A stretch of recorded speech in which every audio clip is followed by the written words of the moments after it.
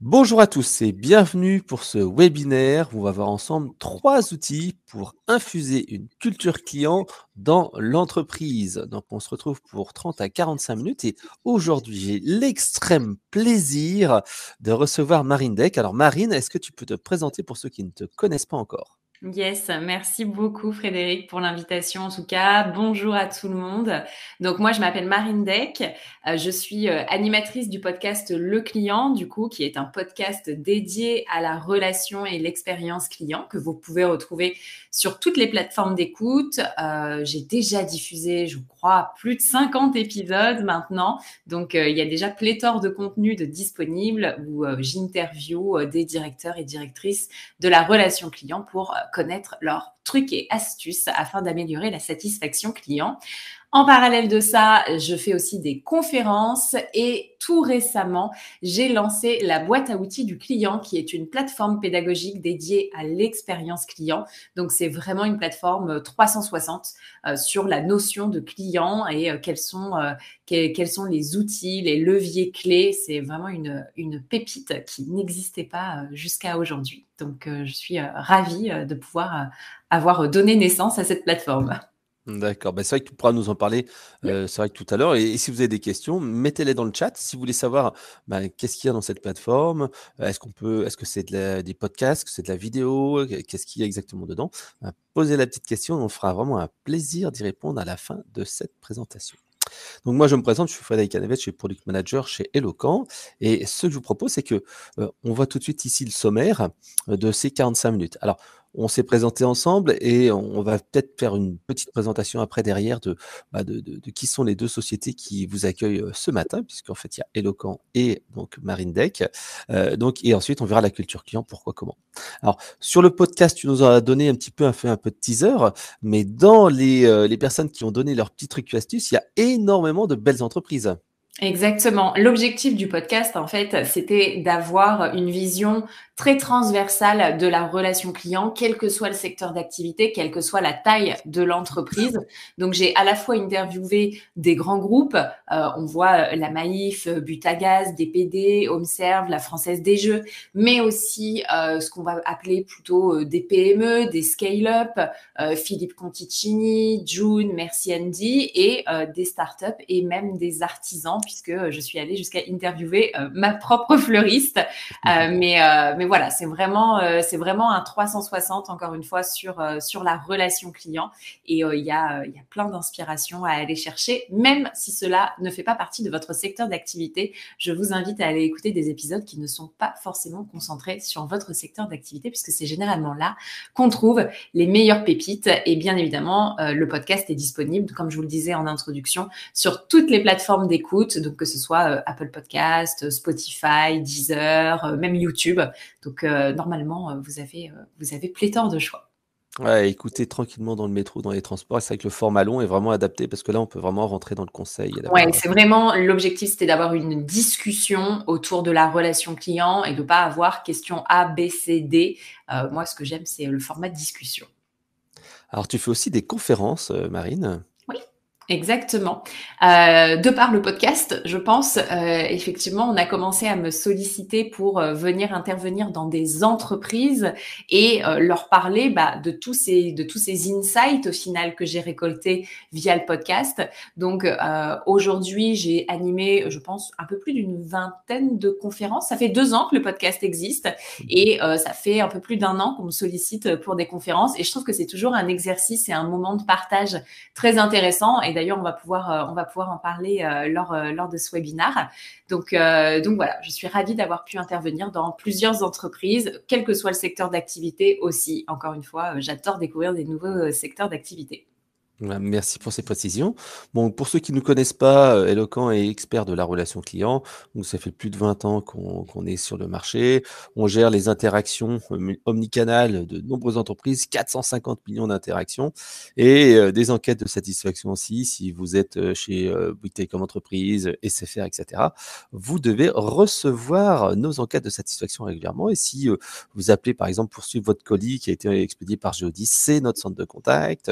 Bref, on équipe énormément d'entreprises. Si vous renouvelez votre passeport, la NTS, c'est nous qui sommes derrière toutes ces entreprises. Donc, on propose 2 solutions. La première solution qui est Contact, qui est gestion omnicanal des interactions, téléphone, chat, chatbot, callbot, email, etc., etc. Intégration avec les systèmes d'information, bien sûr, du self-care. Et également le deuxième métier, feedback, tout ce qui est enquête de satisfaction, monitoring du parcours client et publication des avis. Donc voilà les 2 métiers d'Eloquent, et donc on équipe des PME et des très grosses entreprises.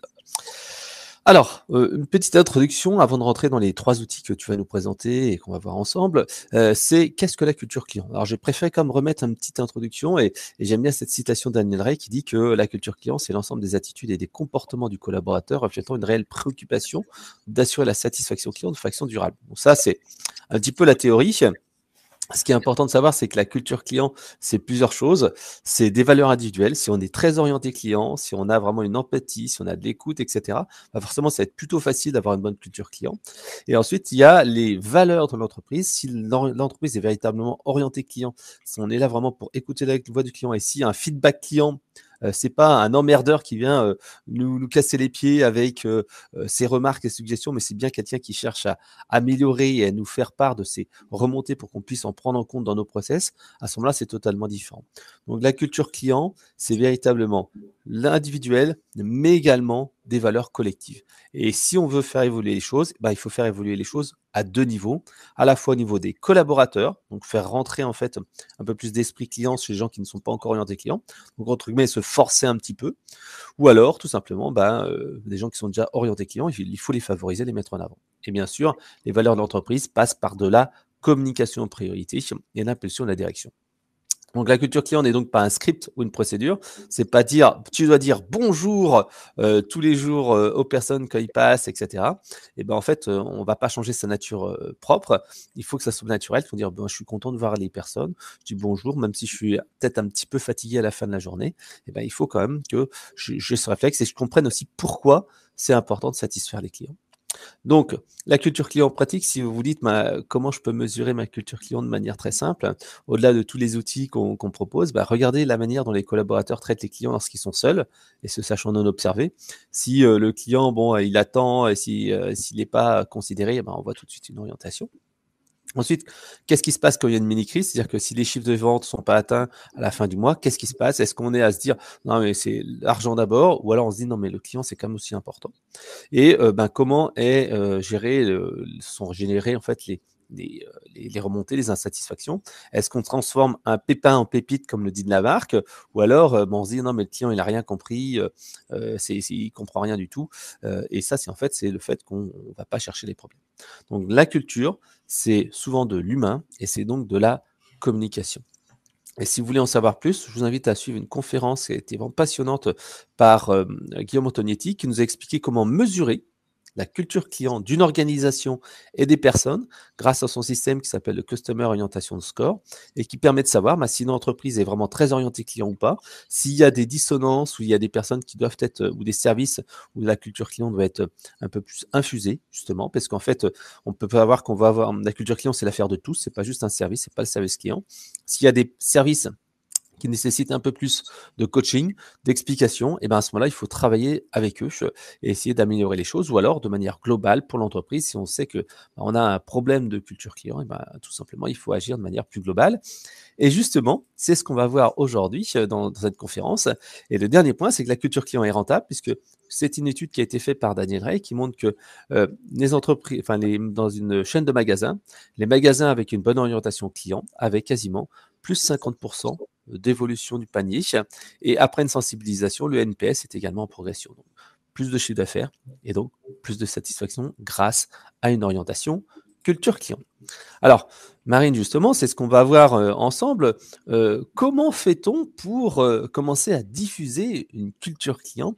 Toi qui as vraiment cette expertise avec tous ces interviews et toutes les interventions que tu fais, quel est le premier point et le premier outil que tu nous conseilles d'utiliser pour diffuser une culture client en entreprise?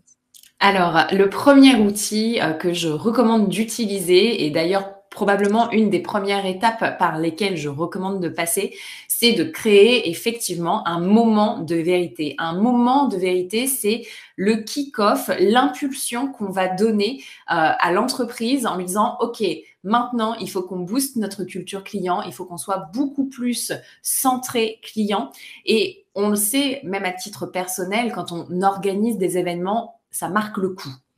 Eh bien, en entreprise, c'est exactement la même chose. Et donc, organiser une journée, un atelier, une demi-journée dédiée aux clients, finalement, eh bien, ça va permettre d'amorcer cette démarche et d'amorcer ce changement. Réunir, donc, du coup, ça permet de vraiment créer une unité face à ce challenge qui est quand même assez considérable parce que la culture client, de base, moi, je trouve que c'est quand même une notion qui est extrêmement complexe. Quand j'ai commencé le podcast, j'avais peu de notions en relation client et j'ai appris sur le tas via mes interviews finalement. Et la culture client, c'était pas une notion que j'avais identifiée tout de suite. J'étais tout de suite dans la Les relation outils. client, les outils, etc. Et puis à un moment, il y a quelqu'un qui me dit « Ouais, mais pourquoi tu parles pas de culture client ?» Je dis « C'est quoi cette histoire ?»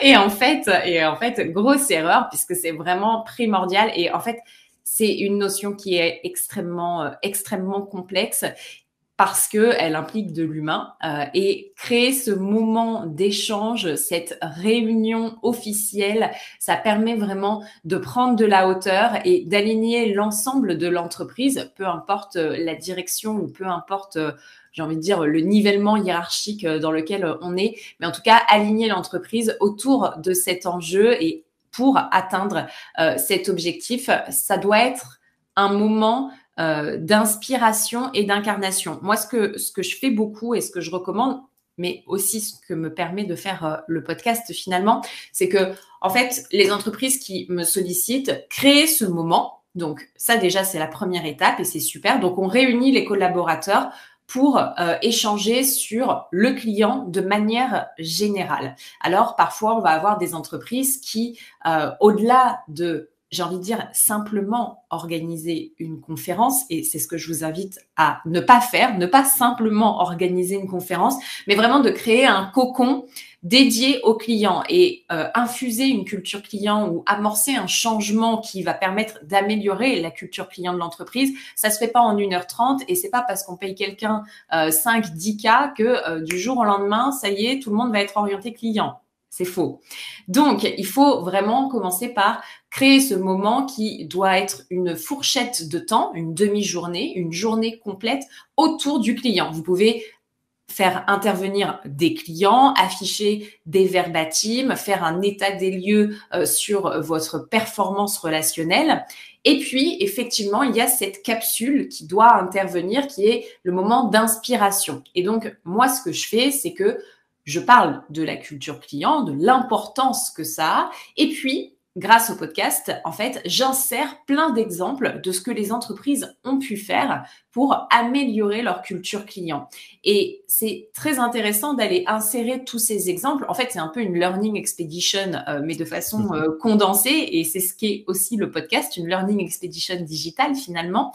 Et donc, on insère tous ces exemples et comme ça commence à planter des petites graines dans le cerveau des collaborateurs. C'est dire, ah oui, peut-être que nous aussi, on pourrait faire ça, etc. Donc, c'est pas simplement dire, c'est important, voici pourquoi, c'est important, voici pourquoi, et voici potentiellement comment est-ce que vous pourriez, vous aussi, atteindre cet objectif. Et la preuve est que cet objectif est atteignable puisque d'autres entreprises l'ont fait. Donc, il faut vraiment pas voir ce moment comme un coup d'épée dans l'eau, sinon c'est quelque chose qui devient totalement stérile et qui n'a pas beaucoup de ROI.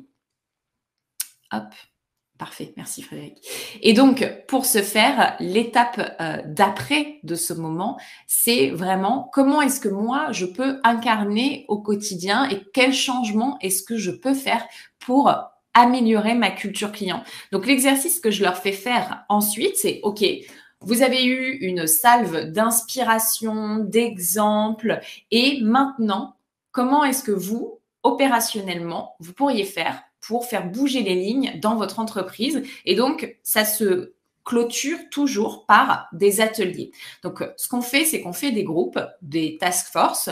On demande à des équipes de se réunir. Parfois, on les fait travailler sur des focus en particulier. Donc, il y a des équipes qui ont des thématiques assez précises et on leur demande de remplir justement ce fameux template, ce fameux modèle de projet. Et donc, on leur dit, voilà, quel est le projet qui permettrait d'améliorer sa culture client, et ils doivent délivrer à l'entreprise une idée de projet avec les prochaines étapes, les moyens et ressources que cela nécessiterait, quels sont bien évidemment les gains pour les clients, mais aussi les gains pour l'entreprise. Et l'objectif, c'est que ce modèle, cet ensemble d'idées, à la fin de la journée, soit soumis en comité de direction et que du coup, on puisse voter. Alors, ça peut intervenir une semaine après, puisque du coup, tout comme nos clients, nos collaborateurs, on peut les nurturer. Donc, on clôture la journée. Ensuite, le comité de direction se réunit, débat potentiellement des 10 idées qui ont pu être soumises par les 10 groupes présents lors de ce moment de vérité. Et ils décident d'en choisir 3 à mettre en application, par exemple. Et donc, ça permet justement d'impulser ce changement, mais surtout de créer Une dynamique, cette pérennisation en fait du moment, et d'où le fait que ce n'est pas un coup d'épée dans l'eau et que après il y a vraiment des pour actions. Ouais, c'est vrai que c'est important de se dire, il y a de la communication, mais il y a de l'action, et surtout si les gens sont eux-mêmes à l'initiative et qui sont partie prenante, finalement ils s'approprient l'idée, et c'est plus juste l'idée de la direction, mais c'est leur propre direction avec en plus des choses qui viennent du terrain de chez eux, de ce qu'ils connaissent. Donc merci Marine pour ce petit résumé. Alors moi je vous ai mis après derrière un exemple typique que j'aime bien citer en fait, c'est Geodis. Alors je sais que j'en parle très souvent, mais je trouve que il y a vraiment exactement ce que tu nous as dit là, un moment d'élévation où on sort de la routine, et donc en fait les équipes sont venues par groupe d'une quinzaine de personnes pendant 2 jours au siège, où ils ont eu des formations, une explication de pourquoi la culture client, pourquoi c'est important. Ensuite, de la fierté d'être connu, avec bien sûr un changement d'une culture SAV à une culture client, avec des personnes qui ont été du service client, qui ont été équipées de nouveaux matériels, de casques, d'ordinateurs, d'un logiciel de centre de contact éloquent. Et ensuite, donc voilà, ils font partie d'une équipe, on leur explique que c'est important, on leur explique le pourquoi il faut passer d'une culture SAV à une culture client, les indicateurs, et ensuite une petite motivation avec élu service client de l'année qui leur a permis de se motiver et de se comparer par rapport aux meilleurs du secteur. Et ensuite, créer du relationnel et un esprit d'équipe, comme tu disais, des petits groupes avec de la gamification pour s'entraîner sur le sujet, des rendez-vous one-to-one bimensuels pour savoir comment transformer ce qu'on a appris en un réflexe. Et ça, en fait, je vous ai mis deux vidéos YouTube qui sont intéressantes parce qu'il y a un bilan, il y a le lancement il y a 3 ans et le bilan 3 ans plus tard. Donc, ce serait très intéressant pour montrer comment la diffusion de la culture client a fait évoluer l'entreprise, améliorer la satisfaction de manière drastique. Alors ça, c'était le premier outil, créer un moment de vérité, faire participer les gens, lancer cette dynamique. Alors, le deuxième outil que tu nous proposes, c'est le podcast, c'est ça ? Exactement. Je regardais les questions qui étaient posées en même temps, mais peut-être qu'on y répondra à la fin. Effectivement, le second outil, pardon, c'est le podcast. Donc, effectivement, je suis un petit peu biaisée puisque moi, voilà, je suis une fervente supportrice du format audio, mais il est vrai qu'il faut admettre qu'en fait, le format voix est extrêmement plébiscité par les consommateurs, par les individus aujourd'hui. C'est un format qui est particulièrement agréable, qui est facile à consommer. On le voit aujourd'hui, il y a de plus en plus de Français qui écoutent tous les mois des podcasts. On a un taux de complétion sur les épisodes et tous ces formats audio aux alentours de 88%. Donc, ça veut dire qu'on écoute en moyenne 88% d'un épisode, et à l'avenir, du coup, on va capitaliser sur ce format audio en l'insérant dans nos dispositifs de formation. Comme on a eu l'avènement de la vidéo finalement, et bien là, du coup, on va avoir l'avènement du format audio, et les études montrent que du coup, cela va représenter 20 à 30% des budgets de formation. Donc, c'est une sorte finalement d'innovation pédagogique qui s'inscrit dans l'usage personnel de nos collaborateurs, puisque à titre individuel, ils peuvent écouter des podcasts, et bien à titre professionnel, on peut aussi leur faire écouter des podcasts. Ce format audio, ça permet de capitaliser sur la visualisation et donc sur une technique de mémorisation qui soit un petit peu différente. Vous savez, on est tous plus ou moins sensibles, soit à une mémorisation visuelle, auditive. Donc, il faut s'adresser finalement à l'ensemble des cerveaux de notre entreprise et l'ensemble des modes de fonctionnement des cerveaux de nos collaborateurs. Ça permet aussi de travailler l'ancrage mémoriel. Et puis aussi, c'est un moment où on est quand même assez concentré puisque on n'a pas d'autres distractions, notamment avec des images. Donc, la voix, c'est un format qui est vraiment à utiliser et à insérer dans ses dispositifs de formation, mais aussi dans son dispositif finalement de communication. Et moi, ce que je me suis dit, c'est pourquoi est-ce qu'on l'insérerait pas finalement pour diffuser la voix du client et booster notre culture client. Ah, et je te donnerai un exemple, puisqu'en fait, il y a un exemple concret. Donc, chez un grand opérateur de téléphonie fixe et mobile. Et donc, justement, pour faire entrer la voix des clients, ils ont donc bien sûr les gens au siège, mais ils ont beaucoup de gens en fait qui sont des techniciens qui interviennent sur le terrain, des gens qui sont en contact avec la clientèle.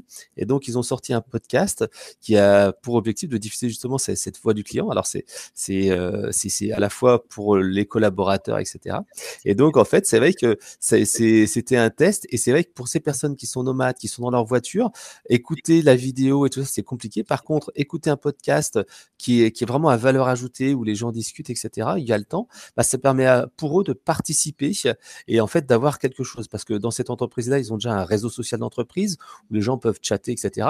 Mais en fait, il y a pas le temps ni ce temps long qu'on a. Tandis que lorsqu'on est justement dans sa voiture, en déplacement, entre deux temps morts, on peut écouter ce podcast-là, se dire tiens, ok, j'écoute et je regarde. Et là, j'ai le temps d'écouter, d'infuser la parole. Ça, c'était un exemple, mais vraiment concret.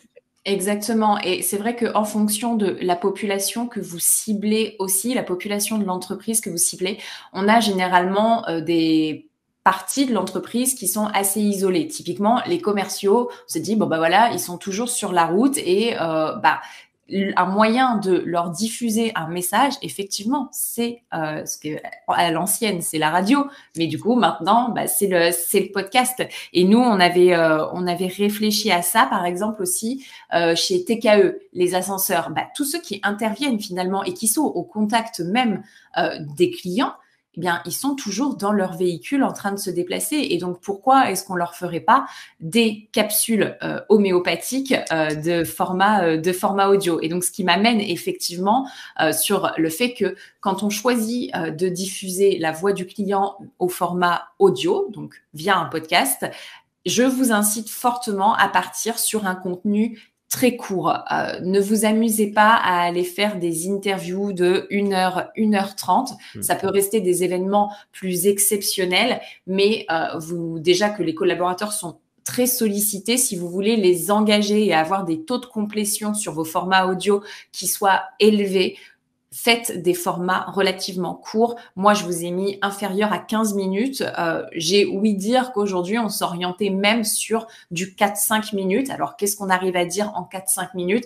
Après, c'est comment est-ce qu'on construit finalement son épisode. Il y a plein de façons de construire et de monter un épisode. Vous pouvez très bien faire question 1, 2, 3, 4 plutôt que une discussion qui, là, forcément, va durer un peu plus longtemps ou proposer des alternatives. Il y a des gens qui aiment les formats longs et des gens qui aiment les formats courts. Moi, je sais que sur le podcast, c'est pour ça aussi qu'on a, par exemple, l'extrait qui est diffusé. Donc, on va avoir un extrait de l'épisode qui dure 3-4 minutes et ensuite, vous avez l'épisode complet qui, là, va durer plutôt aux alentours de 45 à 50 minutes. Et donc, le teaser a permis de valider l'adhésion, on va dire, à l'écoute de l'épisode complet. Et donc, dans cette lignée, pourquoi est-ce qu'on n'irait pas, par exemple, interviewer chacun de nos personas? Pourquoi est-ce qu'on ne ferait pas des capsules d'interview de personas? Donc, je vous ai mis, par exemple, épisode 1, Michel, 75 ans, marié, 3 enfants, etc. Ça pourrait être un persona. Et donc, nous allons interviewer chacun de nos personas et parler de l'expérience qu'elles ont avec notre entreprise. Ça va permettre à la fois de communiquer et de rappeler, quels sont nos personas, et puis 2, de finalement matérialiser qui est Michel, puisque à force de parler de la notion de client, je trouve que parfois elle a tendance à devenir un peu abstraite, puisqu'un client, c'est pas une notion qui est extrêmement tangible. Tandis que quand on est au contact réel du client, on sait très bien que Michel est une humaine, qu'elle existe, que potentiellement elle a des enfants, elle a des aléas dans sa vie, que il s'est passé tel événement la semaine dernière, etc. Donc, ça va permettre d'humaniser finalement votre client et je vous invite à engager ces conversations avec vos clients pour les diffuser auprès de vos collaborateurs.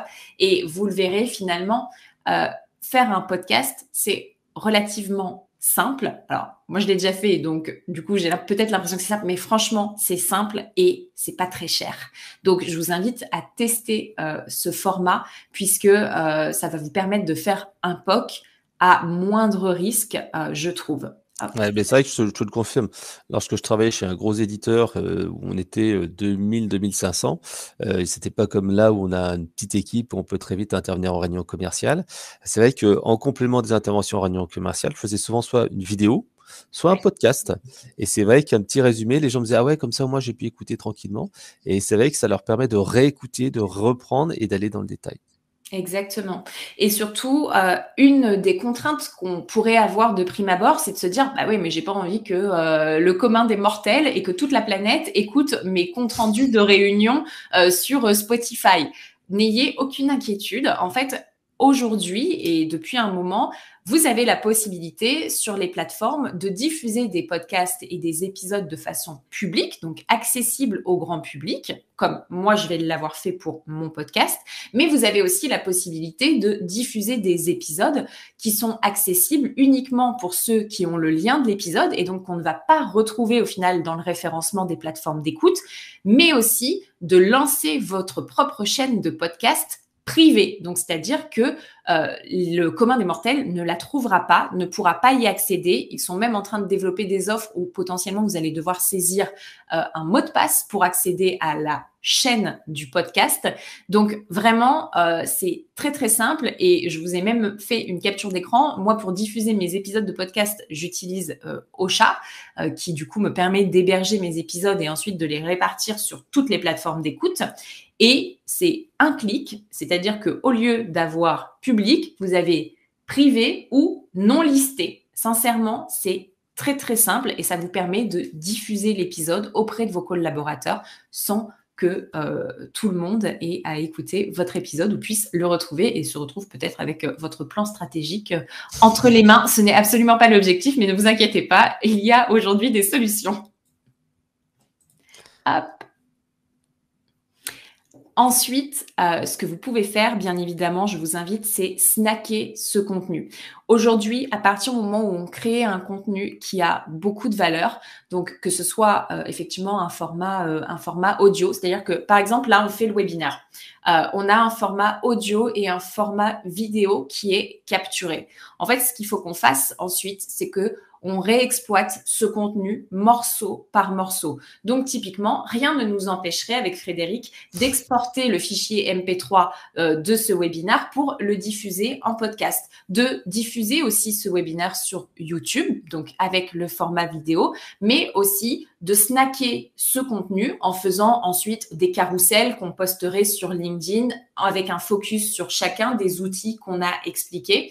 Et donc, pourquoi pas, si vous diffusez de la culture client et si vous interviewez vos clients au format podcast, pourquoi est-ce qu'après, vous n'iriez pas potentiellement faire des affiches que vous mettez au siège avec, voilà, mon persona, retrouver l'interview de Michel et aller écouter finalement son épisode ou, en fait, réexploiter le contenu que vous avez créé sur tous les supports disponibles et créer l'adhésion au maximum pour que le nombre d'écoutes de cet épisode soit extrêmement élevé et forcément, du coup, que tout le monde puisse bénéficier de cette accélération de la culture client. Ouais, et d'ailleurs, on peut même aller faire du cross-canal, entre guillemets, c'est-à-dire que les enregistrements du centre de contact, où on a justement soit des clients qui sont très contents, soit des clients qui ont des difficultés, on peut très bien dire, je prends l'audio des enregistrements, je le mets dans mon podcast et je fais intervenir un technicien en disant, regardez, là ici, on a eu un petit extrait d'une personne qui n'était pas contente, on voit le début,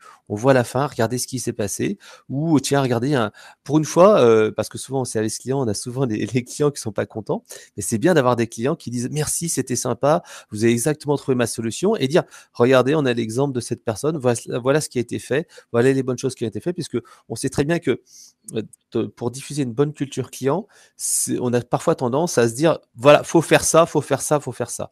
Sauf qu'en fait, il vaut mieux plutôt dire, regardez cette belle initiative, valoriser les choses et valoriser les choses qui sont bien faites par l'entreprise plutôt que de taper sur les doigts des gens qui ne font pas assez ou qui ne mettent pas assez d'efforts. Valoriser par le positif. Si on dit, regardez, là, une super intervention de Gérard qui était technicien, écoutez la conversation, vous avez le début, vous avez la fin, voilà ce qu'il a fait. Si Gérard, il peut en plus en parler, là tout de suite, waouh!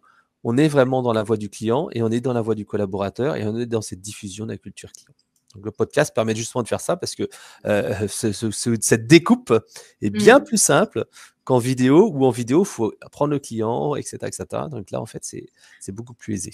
Oui, je suis d'accord. Tu peux vraiment structurer en fait le cheminement intellectuel et donc le format audio comme tu le veux.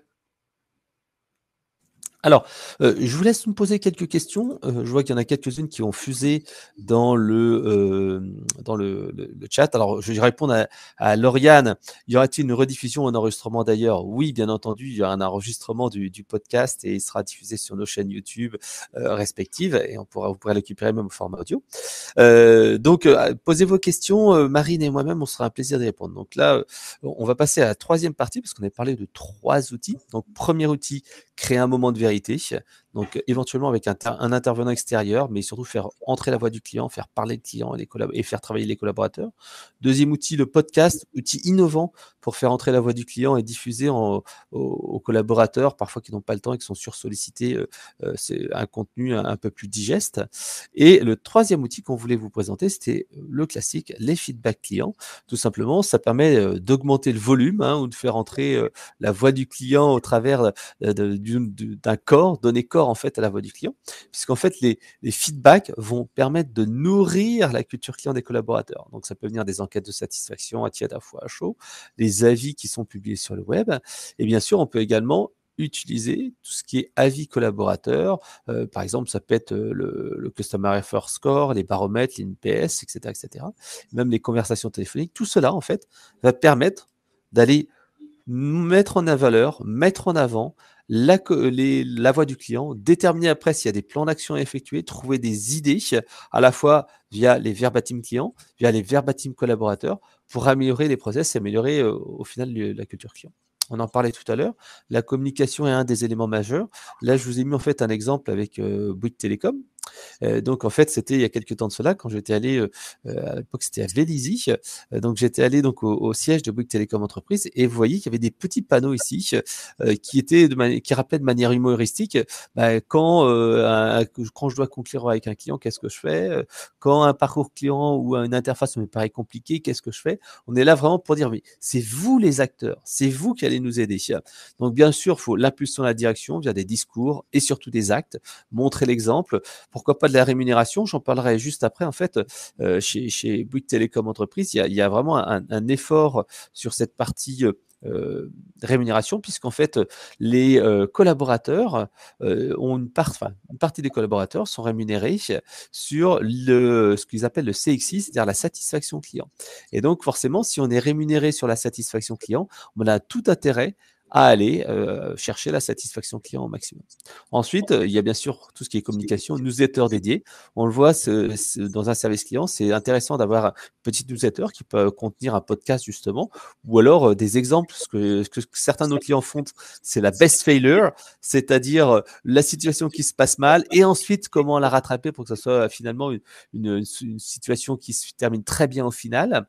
Donc ça peut être également intégré dans la newsletter de l'entreprise une partie client, culture client, voix du client. Et c'est vrai que là, tout de suite, si dans la newsletter de l'entreprise, on laisse la place au client, on laisse la place au service client, tout de suite, là, ça montre que c'est aussi important que les communications sur le chiffre d'affaires, sur les organisations. Le mur des verbatim, les affichages, tu en as parlé tout à l'heure, c'est quelque chose qui est vraiment essentiel. Par exemple, nous, on est membre de la marque, l'Association pour le management de la relation client. Et ben, on a reçu nos petites affiches et il y a quelques affiches relation client avec l'importance du service client qui sont affichées dans nos bureaux. Ça montre que le client est vraiment présent. Bien sûr, les attitudes, c'est comment comprendre le sens d'une procédure. On n'est pas là pour appliquer une procédure, mais en comprendre le sens, donner de l'autonomie, favoriser les comportements positifs et pourquoi pas après, dans l'organisation, avoir le bon réflexe. Les bons réflexes, c'est par exemple impliquer le plus tôt possible les départements expérience client pour que tout simplement, ils soient au cœur des process de création des produits. Je vous parlais tout à l'heure de Bouygues Télécom Entreprise. Il y a un moment qui est assez intéressant. Je vous ai mis ici 2 conférences. Une première conférence, en fait, qui est en bas à droite de Mathieu Melou, qui explique justement comment diffuser une culture client et tout le dispositif qui est en place chez Bouygues Télécom Entreprise. Je trouve que c'est l'un des plus complets et il permet de faire diffuser la voix du client, la culture client, mais également travailler sur l'expérience client avec une notion de ROI. Et c'est ça qui est essentiel, c'est que c'est bien d'améliorer l'expérience client, c'est bien de diffuser une culture client, mais quel est l'impact business? Et c'est vrai que chez Bouygues Télécom Entreprise, ils ont vraiment un calcul là-dessus. C'est-à-dire que lorsqu'ils mettent en place des actions, ils vérifient que ça a bien été perçu par le client. Est-ce que le client s'en est rendu compte? Et la deuxième chose, est-ce que ça a eu un impact sur la satisfaction? Et la troisième chose, est-ce que ça a un impact sur le business? Parce que si c'est pour mettre en place des actions qui n'ont pas d'impact sur ces éléments-là, eh ben en fait, ça n'a pas d'utilité puisque le client ne s'en rend pas compte et ça n'améliore pas sa satisfaction et ça ne génère pas plus de business. La deuxième interview que je vous ai mis, c'est une interview lors de notre CX Summit il y a à peu près 3 semaines de cela. Et donc, justement, notre interlocuteur, Thibaut, expliquait que les personnes du service client étaient rémunérées sur la satisfaction. Et une partie de leur rémunération venait de la satisfaction client. Et c'est vrai qu'il nous parlait du canal vidéo et il nous indiquait que le fait de mettre en place le canal vidéo avait été adopté par les collaborateurs parce que tout simplement, il s'est rendu compte que la satisfaction des clients qui utilisaient la vidéo, qui étaient utilisateurs de la vidéo, était tout simplement supérieure à celui des clients qui étaient dépannés au téléphone de manière classique. Voilà. Donc, leur situation est vraiment intéressante parce qu'ils ont une promesse très forte qui est on est fait pour être ensemble avec l'excellence opérationnelle, mais également la qualité de service et surtout la qualité de service perçue. Et donc, ils ont vraiment une diffusion auprès de plus de 400 collaborateurs de tout ce qui est NPS, CSAT et CXI. Alors, CXI, c'est un indicateur synthétique où ils mettent la pertinence de la réponse, l'amabilité, je crois, et puis il y en a un troisième, il faudrait que je le retrouve. Mais donc, c'est un indicateur qui est fait de synthétique de 3 questions. Donc, ils ont un paramètre annuel pour comparer l'entreprise versus la perception client pour vérifier le positionnement. Ensuite, enquête de satisfaction par email et par SMS sur les points du parcours client.